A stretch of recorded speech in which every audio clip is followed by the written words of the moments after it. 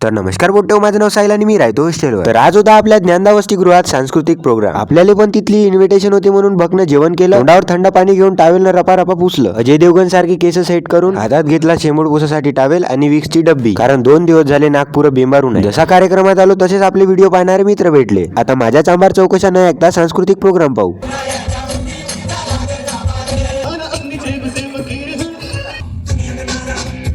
ह्या नाटकातून यांनी आम्हाला असं समजून दिलं की खऱ्या संस्काराची व शिक्षणाची सुरुवात घरातूनच होते।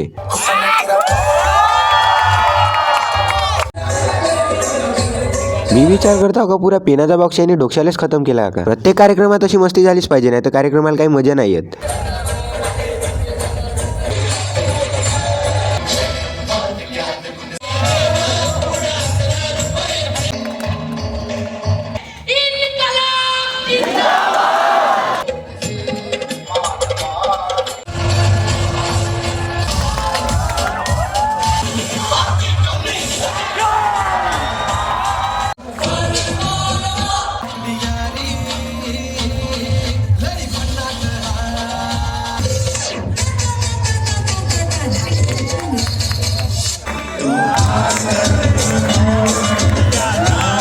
पण नक्की मला फॉलो कर। कार्यक्रमाच्या शेवटी एक मिक्स वेज डान्स झाला आणि मग का आपल्या हॉस्टेलसाठी निघालो। आजसाठी एवढंच, भेटू पुढल्या ब्लॉग मध्ये, बाय।